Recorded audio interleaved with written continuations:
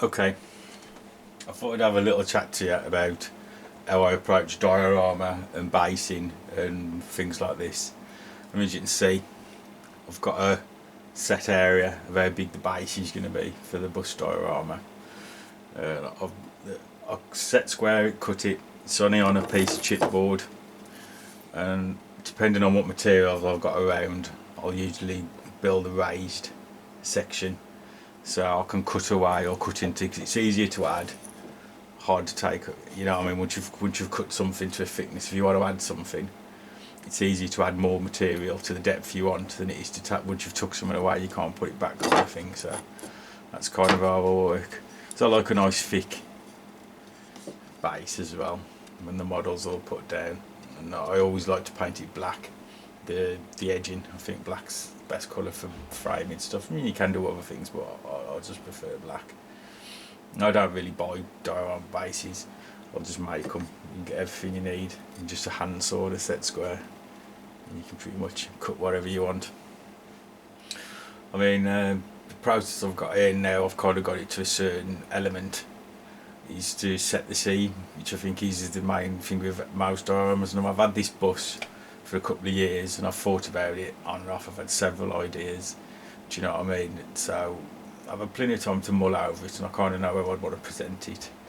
I don't really do much drawings or planning for anything like the layout, which I know a lot of people do, and if some people find that helpful, it's a good way to plot something out. But I always tend to find that the best made plans kind of go astray, so they're kind of best to keep them loose. I kind of find, I mean, some planning I have been doing for this is because I'm going to graffiti the outside and I want to do my own kind of stuff. I dusted off a few pens, started having a dabble, but I just kind of drawed around the sides of the bus so I know exactly what space I've got to work with, and just started to see what I could sketch in there and draw in there. But that is probably the most planning I will actually spend, will be on sort of how I'm going to sort of graffiti the outside, because it's going to be the most difficult bit for me to do. So without pre-drawing it, I don't want to get to the stage where I've got everything painted and weathered and looking nice and then totally mess it up with the graffiti. So I've got that's the money shot in this for me, getting the graffiti right. That's the fun bit, but also the scary bit, like with this build for me. I mean, I think as well, when you're thinking about placing diorama, like, there's nothing worse than a static looking placement of a model. I think most things always look good at an angle. It gives it a slighter sense of energy and dynamicism, excuse the word, like, makes it look dynamic, sorry, and it gives it a bit of motion, which is always good, because if you plonk it straight, I mean, sometimes plonking something straight does work, but it gives you I think gives you a bit of energy if you sort of have it at an angle.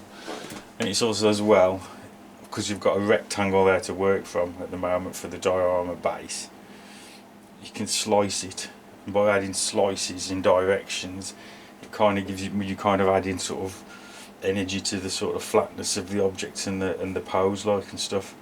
So it is something to consider, and just play with it a lot, and just really look at it, because you are making something that's just to look at. It's not like wargaming stuff, do you know what I mean? The main element of looking at wargaming stuff is the table scale modelling. It's, you're making like postcards almost, little pictures, especially if you go to far as to add diorama to it. I think diorama is the one thing which is all about looks and placement. So I think that's pretty important for you to take into consideration when you're doing any project like this.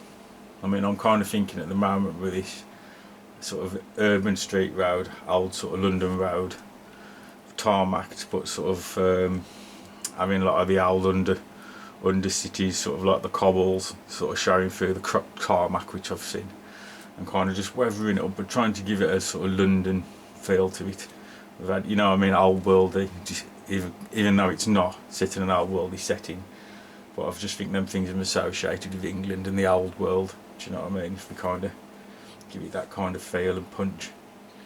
But as you can see, the bases are not to build yourselves and make up, and you can get, I mean, I use one of these Stanley fucking Bradle things, pop it in, tack it in, and hot glue on the edges and seal everything, hot glue and stuff down. 2 really good tools if you want to make your own bases.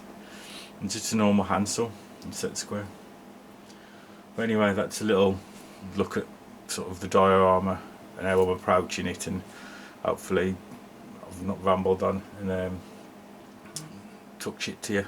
You know what I mean? So that's just where I'm going with this anyway. I just thought I'd share it with you. And then thanks for all the comments on the previous post. So take care, people.